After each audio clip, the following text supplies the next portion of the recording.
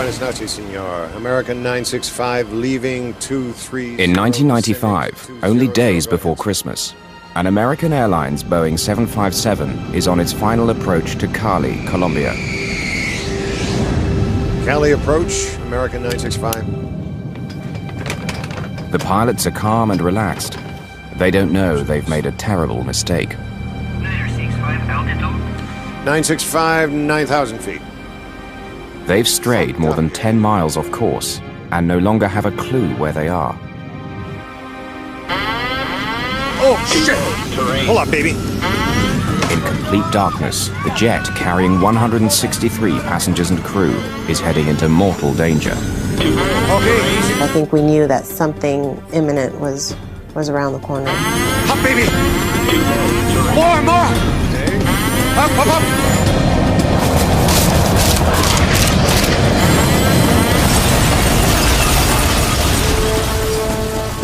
Flight 965 crashed into a 9,000-foot mountain. The crash reverberated throughout the aviation industry.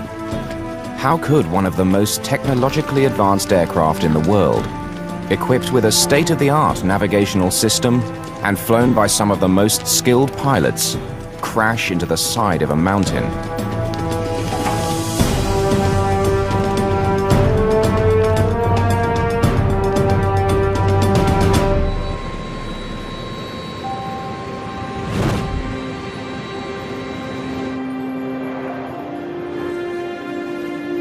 On December the 20th, 1995, American Airlines Flight 965 is preparing to depart Miami International Airport. Make our slot, but, well...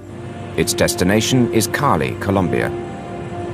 Flight 965 is scheduled to leave at 4:40 p.m., but has already been delayed for 30 minutes at the gate to allow for connecting passengers. Surely gonna call us any second now. The Doosan's only just made it. In Miami, they tell us that we have to rush because the plane gonna leave to Cali very soon. Definitely, we were very happy because we know we're gonna fly that night. So you made it just in time. Just in time. You won't believe it. Go from New Jersey to Miami. We almost missed the flight. Mercedes Ramirez, along with her mother and father, managed to get on the flight at the last minute. We were on standby, so we weren't sure if our names were going to be called off to actually get on that flight. We heard our names and we were excited because like, yes, we got on the flight. But it's very old American. Flight 965 finally leaves the gate at 5:14 p.m., 34 minutes late. But the problems aren't over yet. As they taxi towards the runway, the tower informs them of yet another delay. American 965, stand by. Heavy seasonal traffic clogs the runways, and they're forced to wait another hour and 20 minutes on the tarmac. Ready, that's all there is to it. Wait, and... American 965. Finally, 2 hours late, Flight 965 is cleared for takeoff. 27 right. Fly the runway heading. Clear for takeoff. Merry Christmas. Cleared for takeoff. 27 right. American 965. You do a great job. Good night. Captain Nicholas Tafuri, aged 57, is in charge of Flight 965. He's one of American Airlines' premier pilots, with more than 13,000 hours of flying experience, over 2,000 of them in the 757. He'd flown to Cali only 6 days earlier. 200, the heading, climb to 16. That's 16 American 965. At the controls is First Officer Donnie R. Williams, age 39. Although he's been flying for American for 9 years, Flight 965 is his first trip to Cali.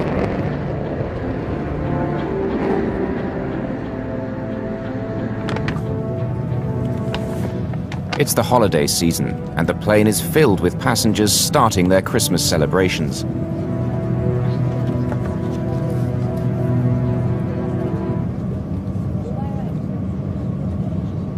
everybody on that plane was either going back home for the Christmas holidays to visit their families. So I think everybody was just happy and excited to go back.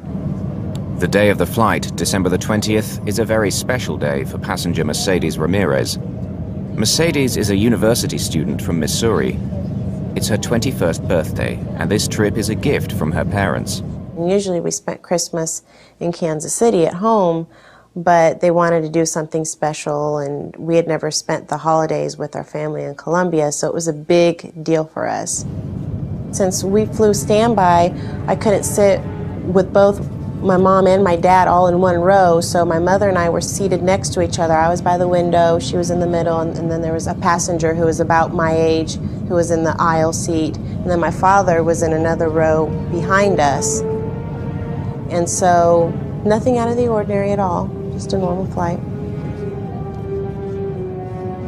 19-year-old Mauricio Reyes is sitting beside Mercedes' mother.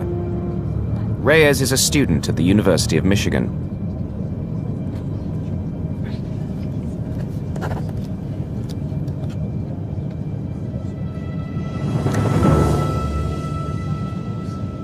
Gonzalo Dusan and his wife Nancy and their two children, Michelle and Gonzalo Jr., are seated nearby.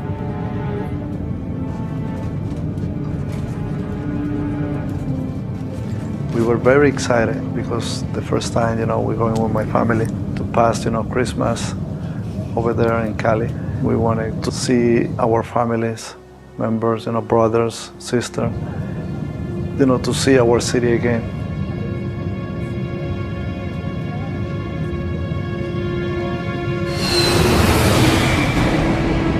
2 hours and 45 minutes into the flight, the plane is cruising at an altitude of 37,000 feet and on a pre-programmed flight path heading towards Cali's airport. 36 miles. They're flying a Boeing 757, a state-of-the-art airplane equipped with highly sophisticated computer systems.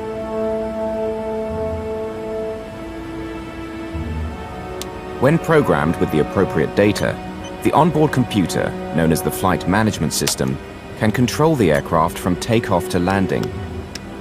It can be a pilot's best friend, or in the case of Flight 965, their worst nightmare.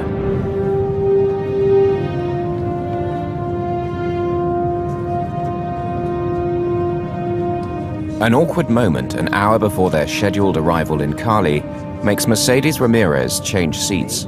My mother had been talking to the college student who was next to her, and I think she was trying to kind of set me up with him because she kept on saying, oh, well, my daughter's in college and my daughter's this and my daughter's that. So I was very embarrassed. So I got up from my seat and moved to the row behind us, and I sat with my father. The seemingly trivial decision will prove to be her lifesaver.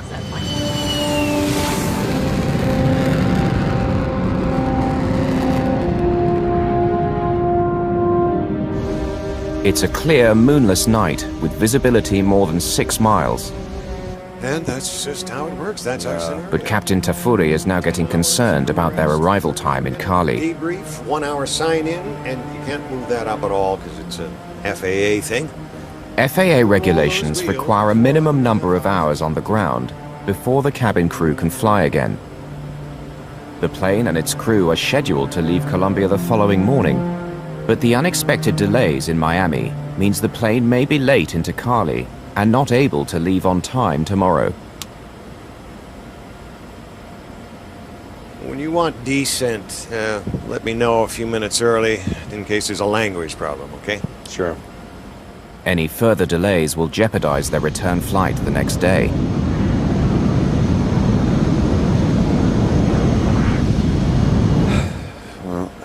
See, we got 136 miles to the VOR and 32,000 feet to lose and slow down to boot, so might as well get started.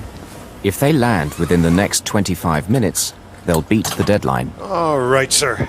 And if you'd keep the speed up on the descent, it'd help us too, okay? Okay. Okay, Gonzalito, let your sister sit beside the window. Gonzalo Dusan's children quarrel over the window seat, not knowing that the consequences will be dire. And I remember I told them, before Cali when the plane start to lose altitude. So we're going to see the valley, the city, very nice with a lot of lights on it. Because usually by December, by Christmas time, they decorate, the mountains with different colors, lights, and everything. Then they start to fight for the window side. And I was fighting with my brother, Gonzalito. We were fighting for the window. Okay, Gonzalito, let your sister have a chance by the window. And I'm like, oh, I want to see the lights, I want to see the airport. And he got mad. Okay, Michelito, sit by you. Go see with your cousin. Good boy, Gonzalito. Okay, Michel, take a look at the lights. Let's come sit here. Come sit beside me. Come sit here. We're almost there. Michel, can you see the lights outside the window? Ladies and gentlemen, this is your captain speaking. We have begun our descent for landing at Cali. It's a lovely evening. As we'd expected, we'll pass a shower or two on the way in. This lovely evening is about to end. In 30 seconds, the pilots will make the first of a series of mistakes, which will result in the death of nearly everyone on board.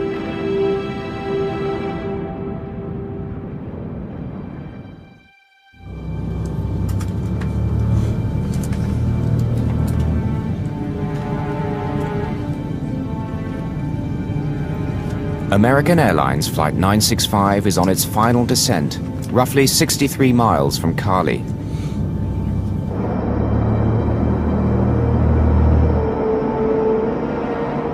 Cali's Aragon Airport is situated at the end of a long valley.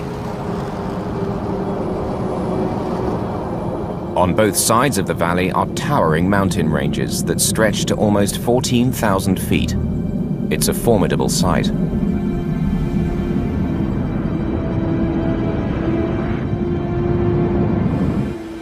One of these nuts, Doc? No, thank you. You want your water? You want to wait until we get on the ground about your water? No, I'll wait for the ground. To guide the plane on its proper pre-programmed flight path, the aircraft must pass over a series of waypoints. These are generally radio beacons at fixed positions along the route. The plane's computer picks up the signal from these beacons, one after the other, and guides it safely to the destination. Flight 965 is now approaching the waypoint called Tulua. Tulua is a radio beacon at the head of the valley which leads to Cali. After passing Tulua, they should fly down the valley and pass over the final waypoint called Rosso. Then they fly past the airport, turn right, and land from the south. She did really well. È molto interessante. È molto interessante, sì.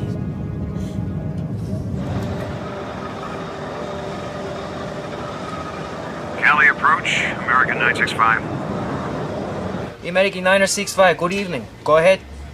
Buenas noches, senor. American 965. Cali Air Traffic Controller Nelson Rivera will oversee the final approach of Flight 965.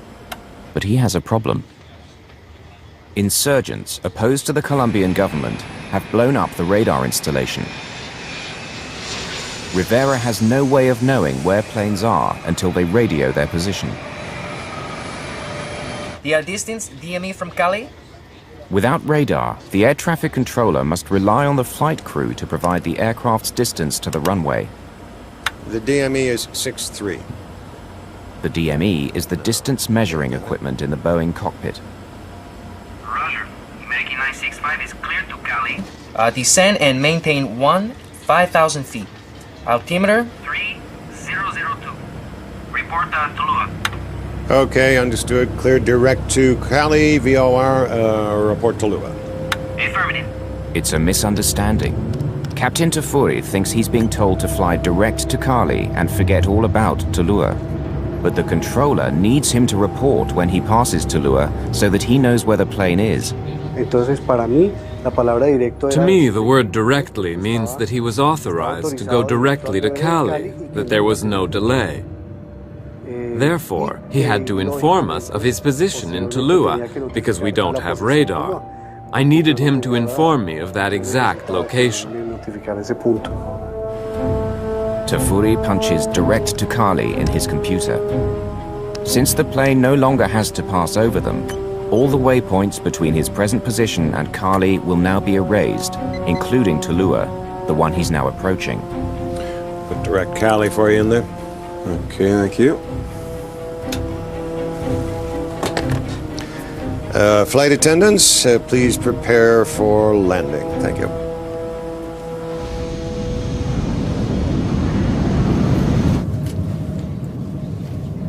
And I remember they gave us the order to put the back of the seat straight. I remember that. And everybody was, so happy because we were very close to the city.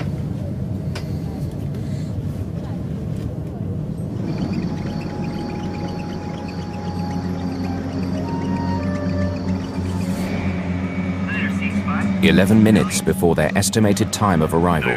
Go ahead, please. Sir, the wind is calm. Air traffic control asks the flight crew if they'd like to land on runway 19, You want to shoot the 19 straight in? instead of their planned approach to runway 01. Yeah, we'll have to scramble to get down. We can do it. Yes, sir. We'll Need a lower altitude right away, though. Roger, the American 965 is cleared to VOR DME. Okay. The pilots are pleased. Runway 19 is a straight-in approach from the north. They won't have to lose precious time by circling the airport. But there isn't much time. They need to start getting the plane down quickly. Williams deploys the speed brakes. The brakes are flaps on the top of the wings. When they're raised, they reduce lift and increase the plane's rate of descent. Approach runway 19. Roto number 1 arrival. Report. This split-second decision to land on runway 19 sets off a chain of events that will end in disaster. arrival. We'll report VOR. Thank you, sir. Report Tulua, VOR. Report to Lua. I gotta give you a Tulua first of all. You want to go right to Cal or to Tulua? I thought he said the Rosso 1 arrival. Yeah, he did. We got time to pull that out. Events begin to unravel very quickly in the cockpit. The pilots have to locate the new charts for the approach to 19, enter the new route into the computer, and still fly the plane. And Tulua 1 Rosso. Yeah, there it is. See, that comes off Tulua. They're getting totally confused. The controller keeps asking them to report when they've passed Tulua. But having erased it from their computer, they have no idea where it is. Map should be. Captain Tafuri asks the tower if they can forget Tulua and fly directly to Rosso, their last waypoint before the runway. Can American Airlines 965 go direct to Rosso? And then do the Rosso arrival, sir. Affirmative. Take the Rosso 1 and runway 19. The wind is calm. All right, Rosso. The Rosso 1 to 19. Thank you, American 965. Report Tulua at 21 miles and 5,000 feet. Okay, report. Tulua. The controller is still asking them to report passing the Tulua beacon. Without radar, he doesn't realize that they're already past it and are speeding down the valley towards the airport. Captain Tafuri now makes another fateful decision. Having decided that they're going to head for the Rosso waypoint instead, he punches R into his computer. The computer database responds by offering a list of more than 10 waypoints to choose from, all beginning with R. Normally, the nearest one, Rosso, would be at the top of the list, but tonight it's not.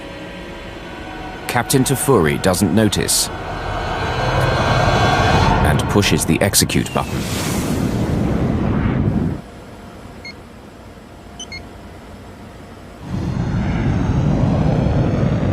At over 300 miles per hour and descending at a rate of approximately 1,300 feet per minute, Flight 965 begins to veer off on a new and deadly course.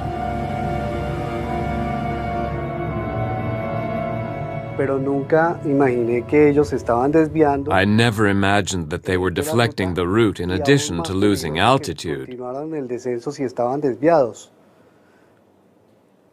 Because I didn't have radar. In the cockpit of Flight 965, the pilots are completely unaware of what they've done. They're busy studying charts as their plane crosses the mountains into unknown territory.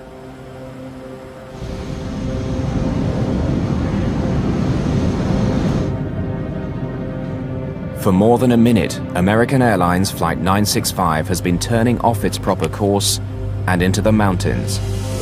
Captain Tafuri and First Officer Williams suddenly notice that their aircraft is taking them somewhere that they don't want to go. We're going out to... Let's go right to Tallulah, first of all, okay? Yeah, where are we headed? 17-7. Captain Tafuri is floundering in the pitch darkness. If he could only find the Tallulah waypoint, he could get his bearings.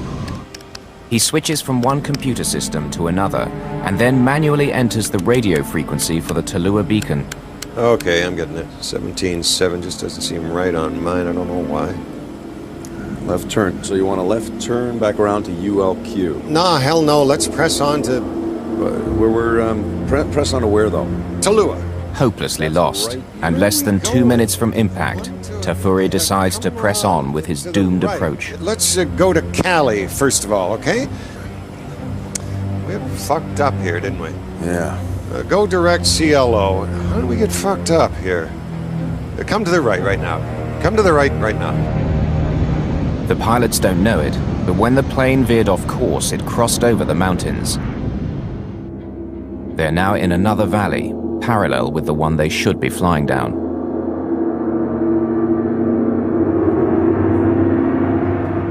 Passengers are completely unaware that in less than 60 seconds, the aircraft traveling more than 210 miles an hour is going to crash. We're almost there. It's that fucking Tallulah I'm not getting for some reason. See, I can't... Okay, no. Tallulah's fucked up. Okay, yeah. But I can put it in the box if you don't want. want Tallulah. Let's just go to the extended center line of... Which is Roseau. Roseau. Well, why don't you just go direct to Roseau then, all right? Okay, let's... I'm gonna put that over to you. They decide to give up on Tallulah and make straight for the airport. They don't realize that there's now a wall of mountains between them and Cali. 965 altitude. 965. 9,000 feet. Roger. Distance now?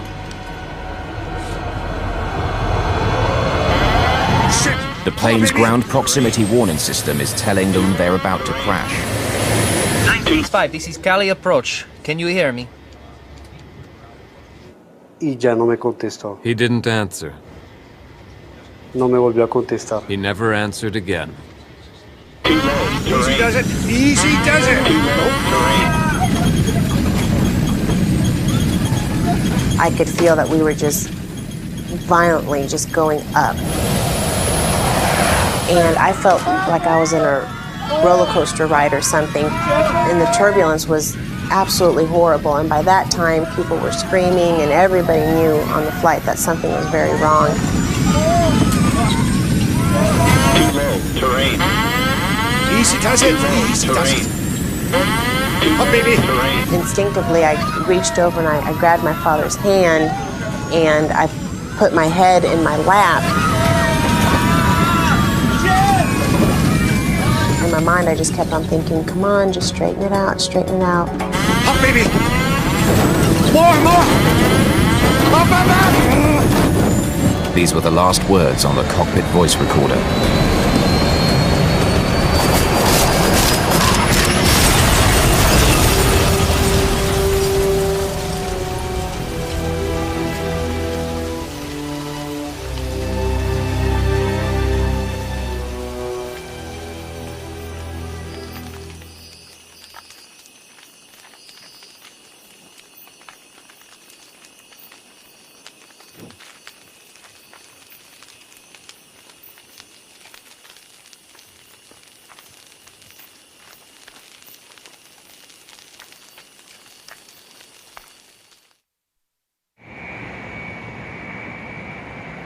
American 965, this is Cali approach. Can you hear me? At 9:42 p.m. on its final approach to runway 19, American 965, can you hear me? American Airlines Flight 965 seemingly vanishes without a trace. American 965, this is Cali approach. Can you hear me?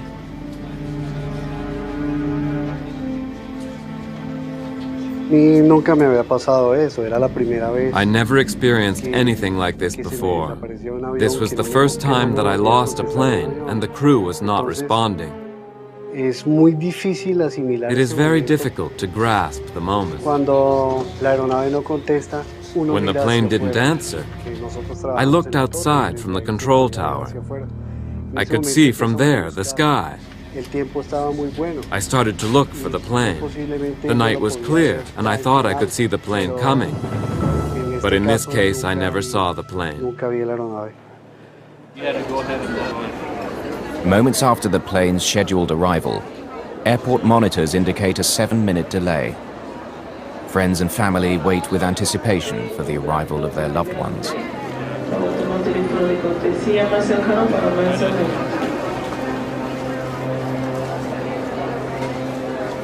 As the revised arrival time comes and goes, rumors begin to circulate throughout the terminal that air traffic control has lost contact with Flight 965.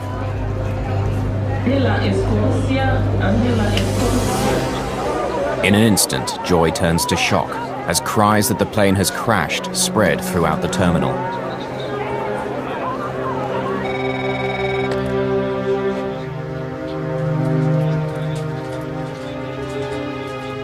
Locals living near the town of Buga, north of Cali, report hearing a massive explosion.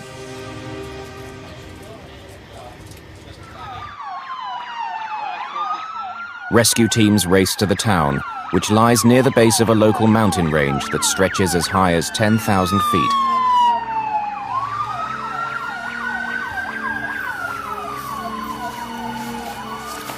It's now 3 a.m., almost 6 hours after the crash. The first elements of the search and rescue team are trekking up the side of El Diluvio mountain.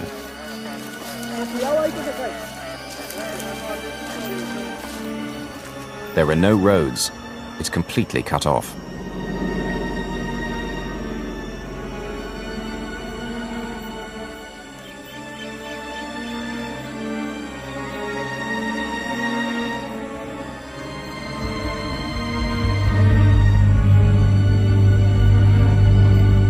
In the midst of tons of twisted and torn metal lies 21-year-old Mercedes Ramirez. Her last memory prior to impact is grabbing her father's hand and the deafening sound from the back of the plane of the tail section striking trees. The next memory I have is the next day. It's daylight. I wake up and I see the sunlight around me, and I don't know where I am. And what's around me looks like a landfill, like a trash dump. And so as I'm laying there, I'm thinking, where in the world am I? Mercedes is critically injured with severe internal injuries and a shattered leg. Help! Is anybody out there?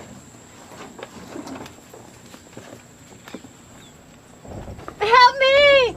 19-year-old college student Mauricio Reyes also survives the impact and responds to Mercedes' cry for help.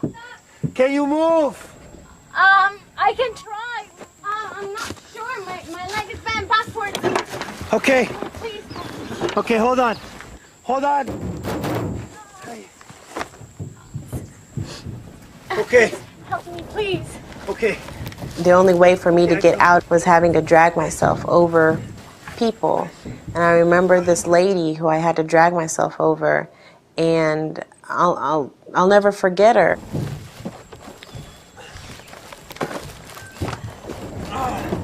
Looking back, I think, oh my goodness, that was someone's mom, or that was someone's sister, or someone's wife.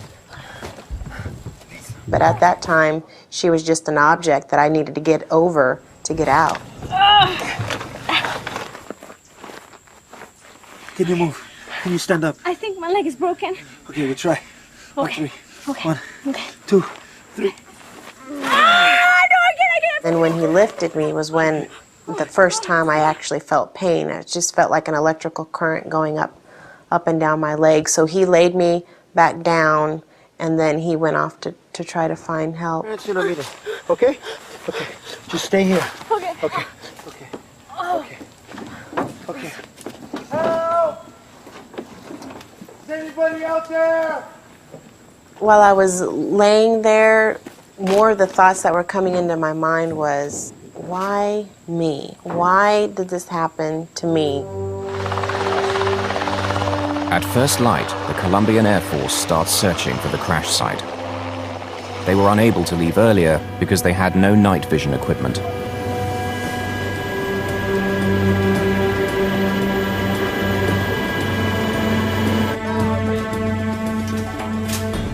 On the ground, rescue teams which had been climbing throughout the night are approaching the summit of El Diluvio.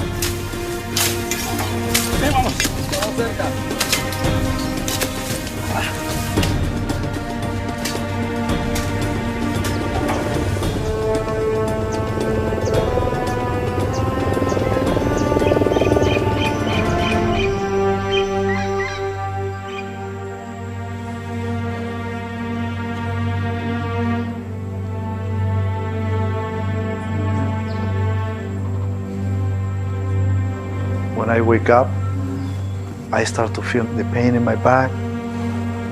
Then when I hear the sound of the helicopters, I realize something happened.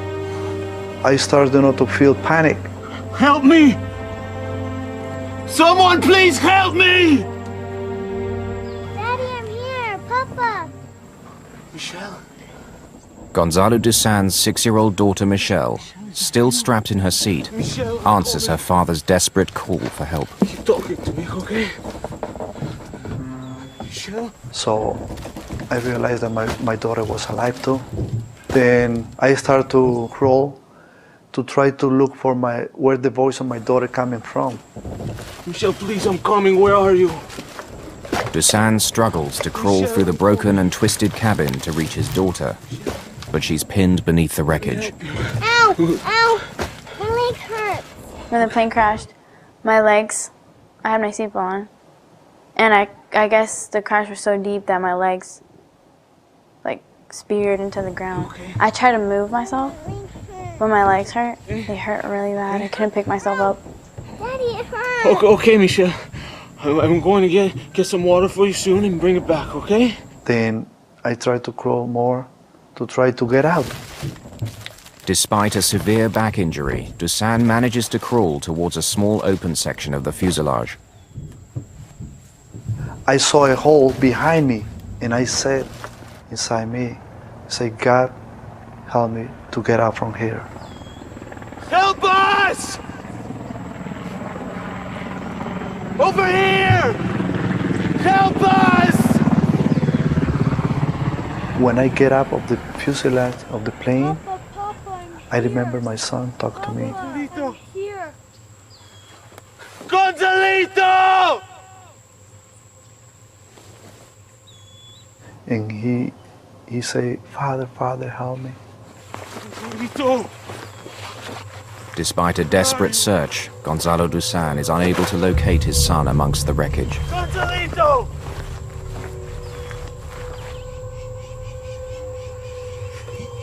Realizing there's no way to get off the mountain by foot, the survivors of Flight 965 are still unsure if they will ever make it. The temperatures have fallen dramatically, and without protective clothing, they could die of exposure in a matter of hours. Stay awake for Papa, okay? Okay, Michelle?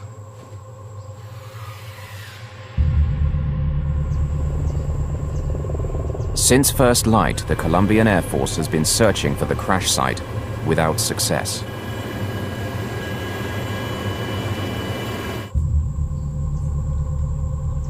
With each passing minute, the 4 survivors, all gravely injured, take one step closer to death.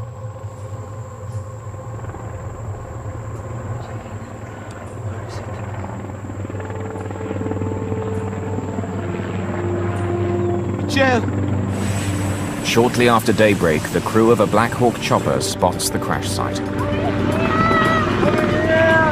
I could see the helicopters perfectly from where I was at, and even though I could see them perfectly, I didn't know if they could see me.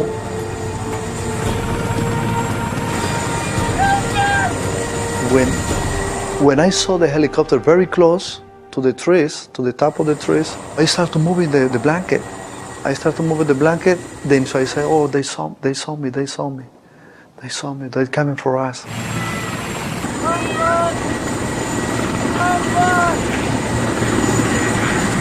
More than 8 hours after impact, and after enduring life-threatening injuries and near-freezing temperatures, the survivors of Flight 965 are about to be rescued. People finally know that we're here, and they're finally here to rescue us after so many hours of being stuck on that side of that mountain. So seeing them was one of the greatest things ever.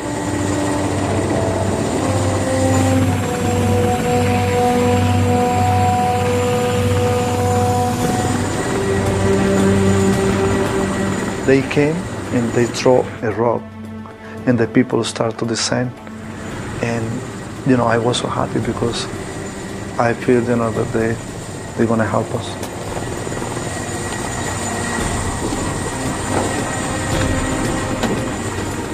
The first thing I told them, my son is alive. My son is alive, but I don't know where he is. Help me to find him, please help me to find him. And my daughter is alive, I told them. She's inside the fuselage. As the rescue team divided up, one went into the fuselage to free Michelle. Another scoured the site for Gonzalo Dusan Jr. Gonzalo is found hanging in the branch of a nearby tree.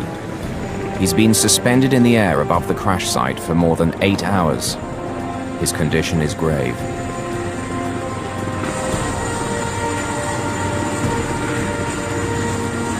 Mauricio Reyes is the first to be airlifted off the mountain.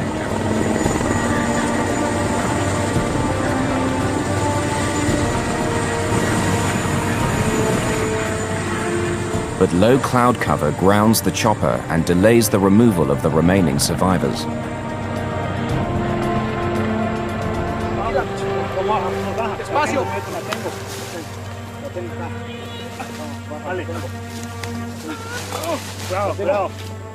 Fearing that Michelle Dusan may not survive the weight, volunteers decided to take a calculated risk. They fashioned a makeshift stretcher out of a piece of the wreckage and began to evacuate Michelle off the mountain by foot. Shortly after Michelle Dusan left the crash site, the weather clears and the remaining survivors are airlifted to a base camp halfway down the mountain and then to hospital for emergency medical treatment.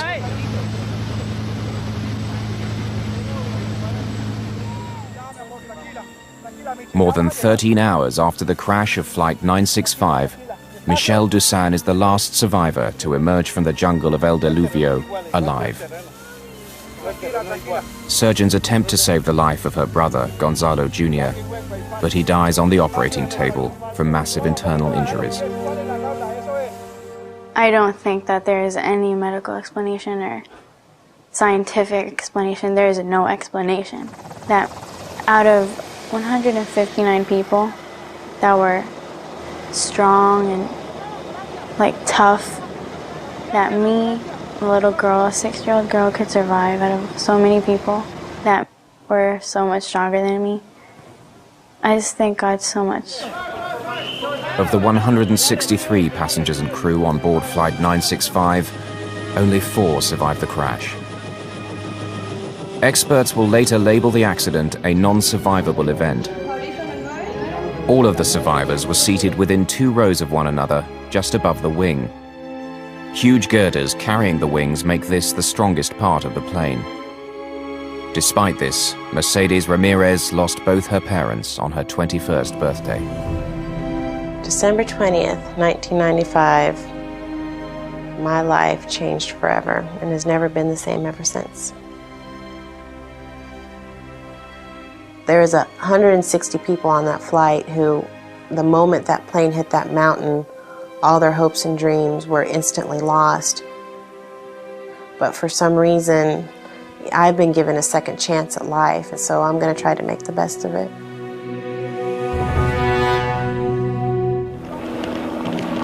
The successful evacuation of the survivors led to the gruesome task of recovering the bodies of the 159 souls who perished on the slopes of Mount Diluvio. Investigators now descend on the crash site to try to find out how one of the most sophisticated airliners, equipped with state-of-the-art technology, could veer off course and crash more than 35 miles from the airport. The investigation was led by Aeronautica Civil, Colombia's equivalent of the FAA. Assisting the Colombians were investigators from the U.S. National Transportation Safety Board, including Dave Ivey. The wreckage and debris report indicated that the airplane actually impacted the eastern side of the mountain as it was trying to proceed back west to get into the valley.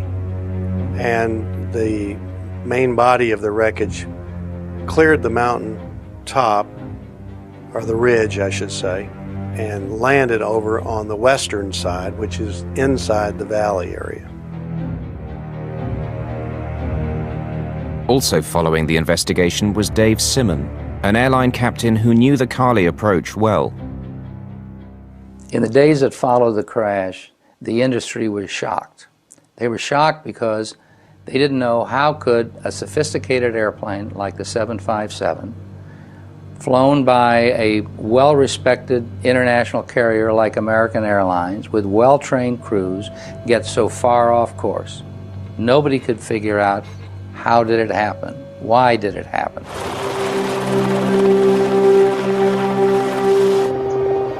Sabotage and mechanical malfunction were soon ruled out. Attention began to focus on the action of the flight crew. The discovery of the black boxes enabled the investigators to follow the final moments of American Airlines Flight 965. There is never one single item or error that typically brings an airplane down. There's an error chain, and a chain is made up of many links. The airplane was en route to Cali. As they were approaching from a distance out, the controller offered them a straight-in landing. Are you able to approach runway 19er? Would you like to shoot the 19 straight in? Yeah, we'll have to scramble to get down. We can do it. When they first accepted the approach, the first officer remarked that we do need to get down in a hurry in order to accomplish this. Yes, sir. We'll need a lower altitude right away, though. At the time the crew accepted the approach to runway 19, they were too high, too fast, and too close in to safely make this approach. To lose altitude, the first officer deploys the speed brakes. This action will come back to haunt the flight crew in the final segment of the flight. The fact that they accepted that runway put the crew in a rushed and hurried manner. Maybe at Tallulah, first of all. You want to go right to Cal or to Tallulah? I thought he said the Roswell 1 arrival. Yeah, he did. We got time to pull that out. The flight crew now needs to study the approach charts and reprogram the computer. Meanwhile, the airplane is moving at more than 5 miles per minute. And when you start to rush and you can't prepare in an adequate amount of time, then additional errors start to occur. Because they're rushed and in a hurry and scrambling, they then make a dangerous request. Can American Airlines 965 go direct to Roswell? And then do the Roswell arrival, sir. Affirmative. Take the Roswell 1 and runway 19er. When the controller said affirmative, take the Roswell 1, he meant use the Roswell 1 arrival procedure, although the crew thought he meant to go direct to Roswell. That's not a good idea because to proceed direct to Roswell is the last point just before the runway. And Roswell is the last point before landing, not the first point that you should be targeting. And this miscommunication really dealt with the pilot believing one thing and the air traffic controller believing another. That was another link, in my view, that was part of the error chain. Where are we? The crew looks at their charts in front of them, and they see the fix Roswell, and it is identified by the letter R. So they naturally put R into the computer thinking it will take them directly to Roseau. The computer offers a list of R's to choose from, but unbeknownst to the pilots, none of them is Roseau. Habit has shown, and the system is designed to place the one that is closest to your airplane first. And so here was an R that showed up first, and he selected that. A map display in front of the pilot shows the proposed course to the waypoint he's selected. It will take the plane left into the mountains. According to American Airlines procedure, prior to executing an input such as this to select the R, you confirm with the other pilot, does this look correct to you? 965, 9,000 feet. This clearly was not done. If it had been, they would have seen a dotted line showing a provisional path from the nose of the airplane, turning and going back to about their 7 o'clock position. Captain Tafuri hastily presses the execute button. In aviation, we call that fast-fingered Freddy. When you don't confirm anything, you're in a big hurry to punch something in the computer and you don't confirm where it's really going to take you.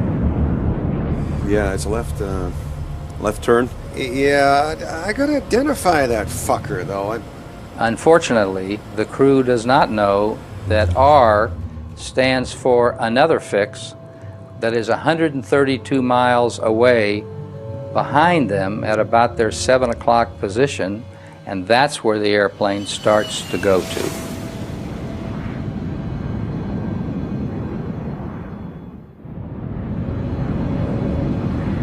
The flight crew of American Airlines 965 has unwittingly directed their aircraft off its intended course and into mortal danger.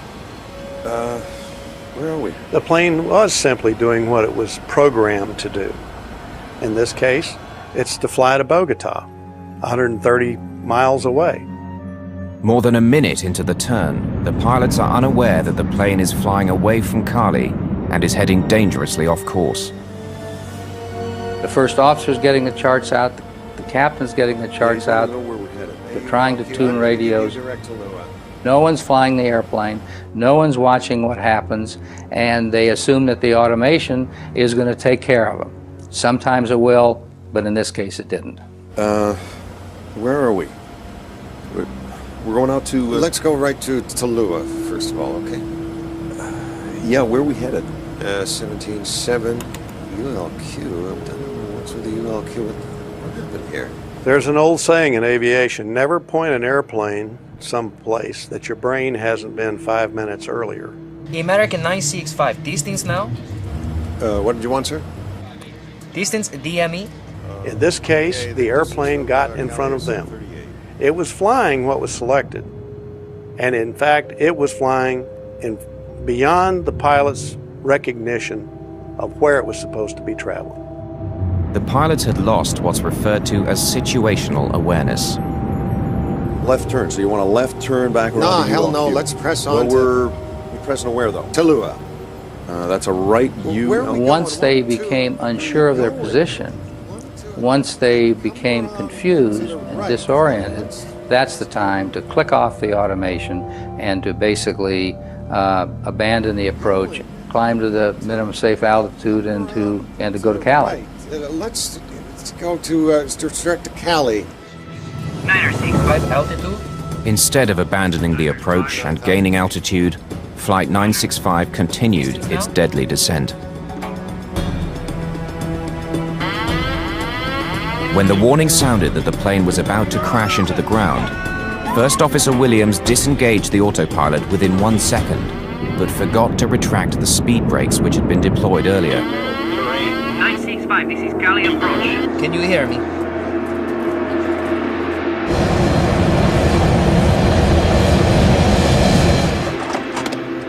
According to the official report, had they remembered to lower the speed brakes, the plane could have cleared the mountain with room to spare.